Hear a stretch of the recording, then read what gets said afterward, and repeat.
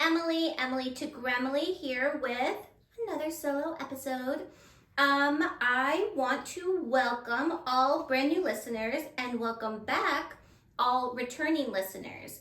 I have noticed in the past 2 weeks, 3 weeks, more like 2 weeks, I've gotten a really huge spike in listeners and downloads and followers. So I want to welcome all new listeners and welcome back the returning listeners. Thank you guys so much for tuning in. For the episode drink this week, okay, this sounds weird. I again have no alcohol, and it's not because I'm going on a journey or, having a sober cleanse. Honestly, I just didn't make it to the store to go grab something. I could have ordered a bottle to my house. I've done it many times before. I just didn't really want to wait for the delivery to get here and to start filming. When I'm in the mood to film and ready to go and I'm excited, I don't want to sit around and wait, because what if I lose the momentum and then I just start to suck? I don't know. Not that all my episodes are grand and beautiful, but I just was in the momentum of let's get it going. So I just said, okay, it's fine. So we have today another Alani. I think last week I had the pink slushy one. This week I did the cherry twist, I think it is. I'm not sure. It's cherry, it's pink, it's so pretty. I love her. So yeah, and I decided to romanticize my life a little bit and put it in a glass over ice and not just have it in the can like I did last week, because I didn't like the aesthetic of it. I didn't like the way it looked. Also, I put out a call to action last week. It was at the end of the episode, and then after I did it, I was like, damn, I should have done it at the beginning. So I'm gonna do it right now. If you guys have any suggestions or ideas on content and people you guys wanna see on the podcast, email me or DM me on Instagram or TikTok and let me know who you guys are interested in seeing as a guest on the podcast, whether it be a specific person or someone who has a specific profession, anything like that. Let me know what your ideas are, who you want to see, what type of guests you want to see coming on, and all that. So yeah, just email me at emilytogremleypod@gmail.com, or you can DM or message me on Instagram or TikTok and let me know your thoughts. If you yourself want to be a guest, let me know. Or if you have a friend or a family member that you think would be great or would be interested, let me know. And I am just going to have to start messaging people and putting myself out there and asking if they want to come on the podcast, which is kind of scary because I don't want people to think I'm a weirdo who's who the hell is this girl? But I mean, I can't expect people to just come to me. That would be nice, but yeah. So I will start putting out messages to people who seem interesting and would be interesting to have on, but I definitely want your input on this as well. So again, email, message, DM, what have you, and yeah. I'll make sure to say that again at the end. Also, this episode has a random theme. I always go through my email and I pick out some stories that seem funny, whether they be stories, guidance, or gossip. This episode, I realized I was leaning more towards Gremlin stories. So this entire episode is just Gremlin stories.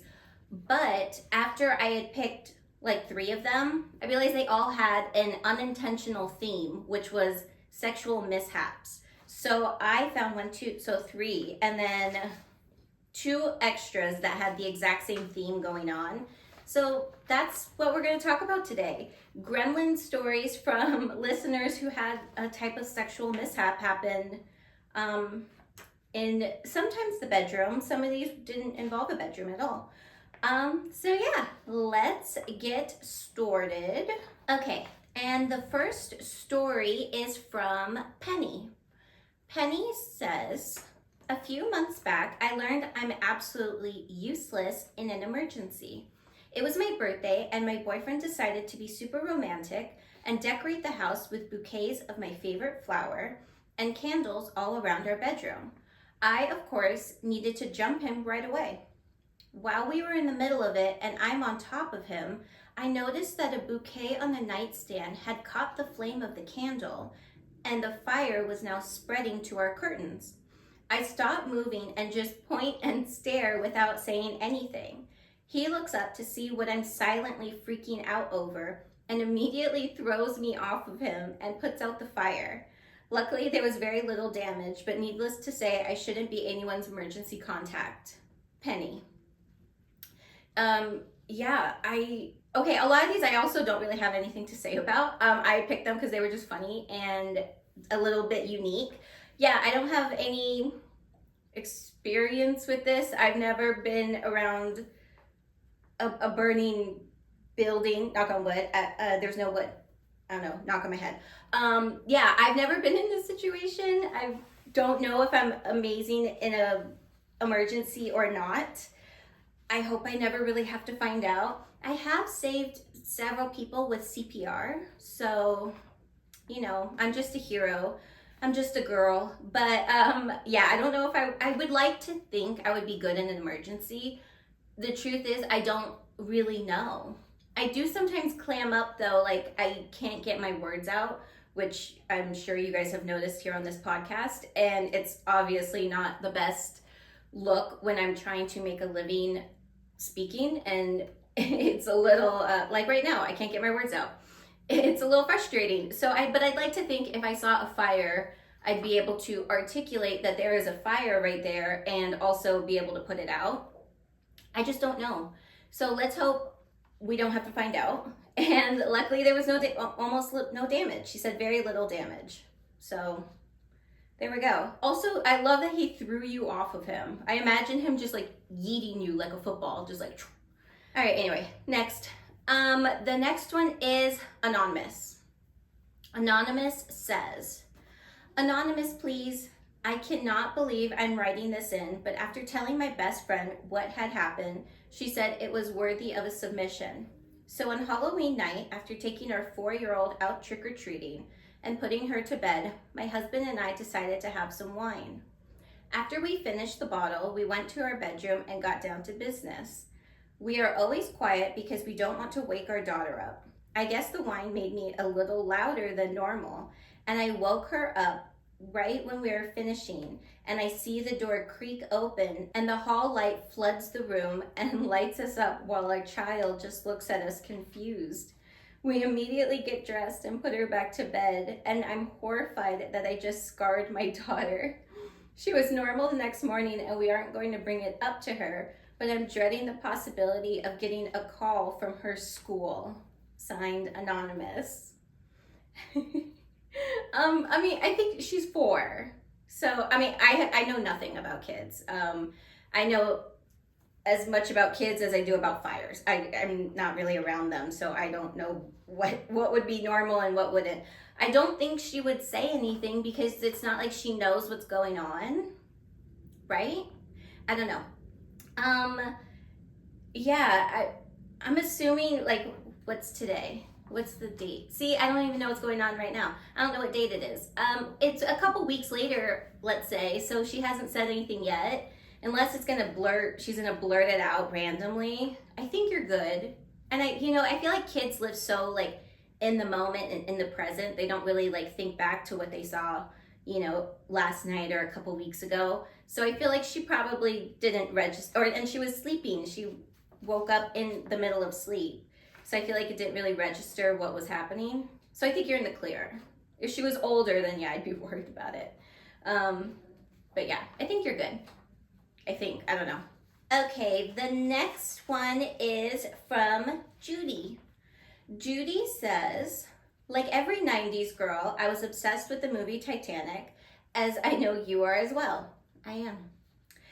I'm an artist and was in school in London pursuing my dreams. The movie had been out for a couple of years, and my roommate and I had the large 2 VHS tape. I do remember those. It was like this thick. All right. After studying the "draw me like one of your French girls" scene, I had convinced my 19-year-old brain that it was peak romance and I needed it. I had started dating a fellow artist who was dashingly handsome, but I was a little embarrassed to tell him my fantasy. We were out at a local pub and I finally mustered the courage to ask him if he would draw me. He said, of course, and later that night we went back to my flat and I got undressed and ready to pose. I was a tad uncomfortable and feeling extremely vulnerable, but I settled into it. After a while, he shakes me, and that's when I discovered I had passed out in a drunken daze while he was drawing me. We laughed it off and went to bed, but very embarrassing. We have now been married for 23 years and chuckle when that scene is referenced. Judy. All right. Yes, I love the movie Titanic, and in theory, it seems like it'd be super sexy and romantic, but yeah, to lay there in front of someone while they draw you, it sounds weird. Like I wouldn't ask someone to do that because I would be in my head about it. And I would have had several drinks to probably get me out of my head, and passing out is an unfortunate side effect of the drinks. So yeah, thank you, Judy, for that. And also, you went to school in London, and the way you like wrote it out, like you said, flat instead of apartment. I love that. It's like my submissions are becoming so international. It's exciting. Okay, the next one is from Taylor. Taylor says, I have a bone to pick with Hollywood. Oh, we just talked about that.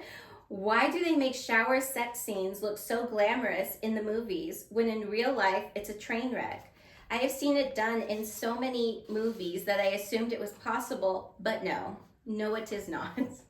When I was 22 and finally living on my own, my boyfriend and I decided to try it. We slipped pretty hard and I had a severely bruised shoulder and he broke his wrist. It was embarrassing going to the emergency room and explaining what happened.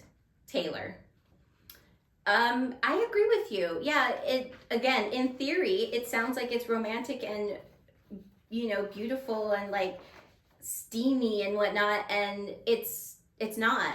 I feel like every person, well, okay, maybe I shouldn't generalize. I feel like most people think this, and then you attempt to do it, and it's like you said, it's not.